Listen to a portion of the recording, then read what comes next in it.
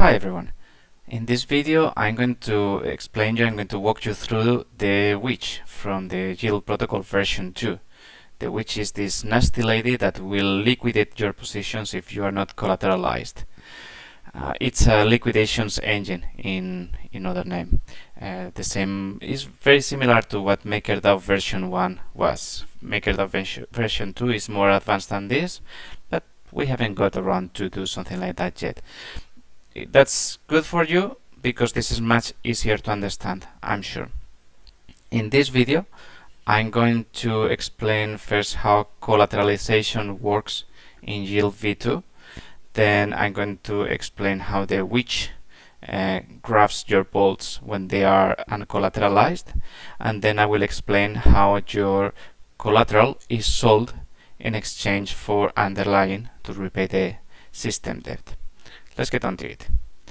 First, we have the witch. The witch is this evil lady, evil, but she runs an orderly cauldron. The first thing that she will do is to grab. She can grab bolts. In Yield v2, you can open vaults, which are entities where you put collateral and borrow debt, and it records both balances. The witch can grab them. Scary stuff.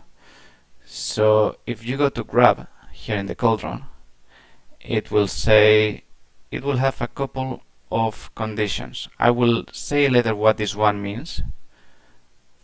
Let's focus on this one. So for the witch to be able to grab your vault, the level of the vault must be negative. That would mean that the value of your collateral is less than the value of your debt adjusted by collateralization ratio. Let's check what is this level. And it's at the end here. So level, what it does is to run a very similar function to what MakerDAO uses to calculate whether a position there is collateralized. In MakerDAO is the amount of collateral times the price of the collateral against the underlying minus the value of your debt multiplied by the borrowing rate. Here in Yield v2, the value of your collateral is calculated exactly the same. Is what collateral you have put in your vault, and we feed that to the spot oracle right here, so that it tells us what is the value of your collateral in underlying terms, which is in debt terms. Then we have to calculate the value of your debt to see which one is higher. First, we need to check whether it's after maturity, because if it's after maturity, we will add a factor to your debt, the accrual. We charge the interest rate from borrowing your debt if you keep it open after maturity. If we are checking your collateralization before maturity, we won't do that. Let's check this one. First, the easy one. So the easy one is just your debt multiplied by the collateralization ratio. MakerDAO does something similar with the spot. Spot is the price already includes the collateralization ratio. Here we get it separately from the spot oracle data.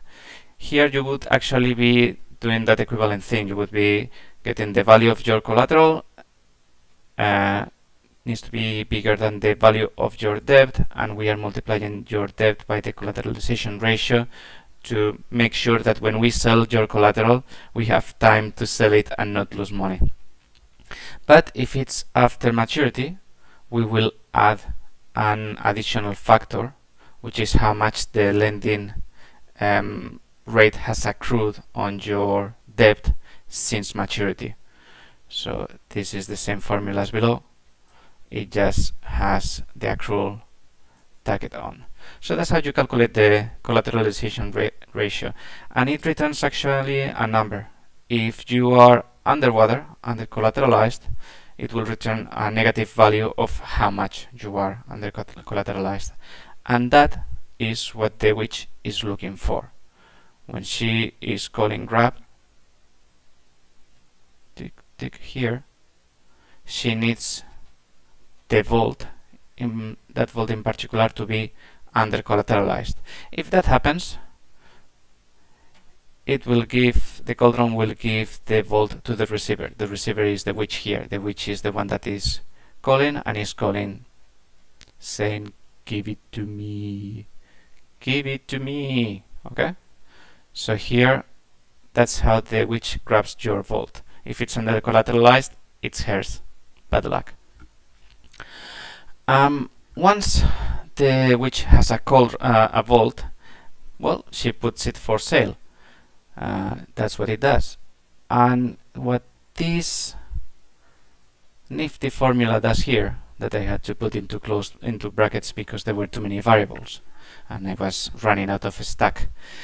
What it does is that it sells your collateral for underlying to pay your debt, but it starts selling only a fraction of the collateral, and as time passes, it sells more and more of the collateral until at the end, if no one is buying your debt, it just says, just take all the collateral, but please pay the debt off.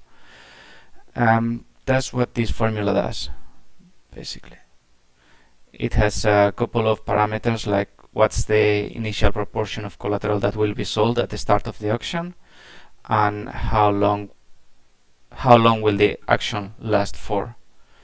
I think this is called that reverse Dutch action, but I'm not really sure.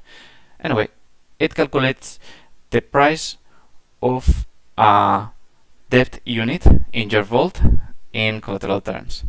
So then when you are buying, you're saying, I'm going to give this much DAI, for example, if DAI is the underlying, and I want to get at least this much Ether, if Ether was the collateral. So after it calculates the price, it says, okay, so with all this DAI that you are giving me at this price, I will give you this much collateral.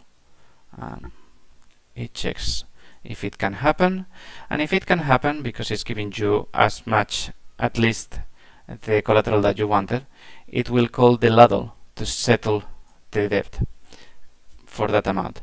This is a bit of a hackish thing that I don't like very much, but I couldn't find any other way of doing it that would be reasonable. So when the witch calls ladle through settle,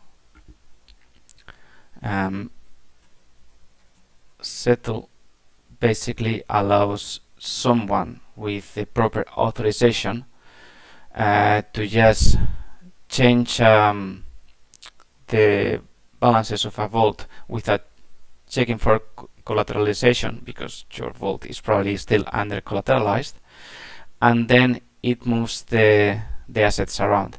It will take the collateral from the appropriate join to the person that is buying, and it will take the underlying from the user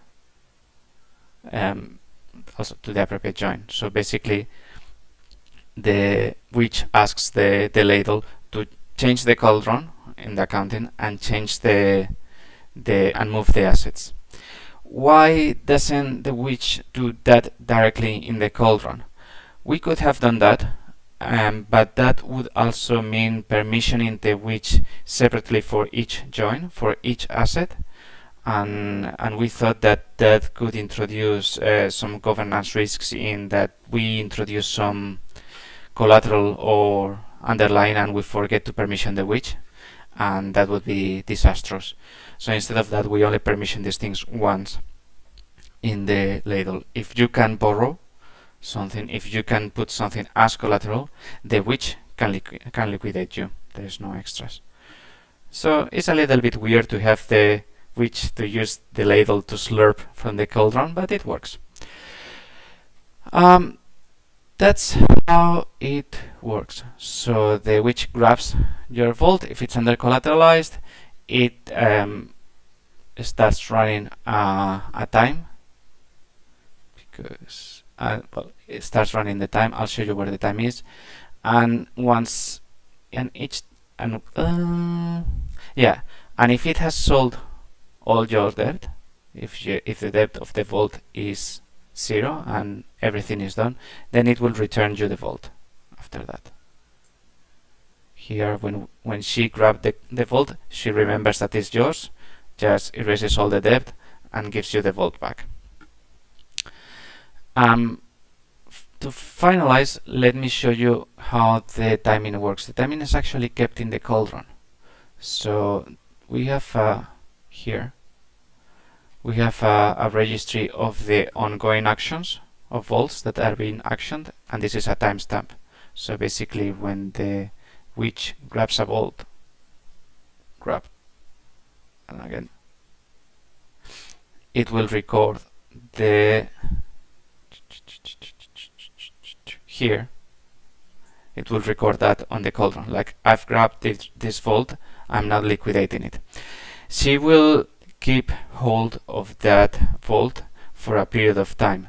So here there is this auction interval, and while the witch is auctioning that vault, no one else can grab that vault.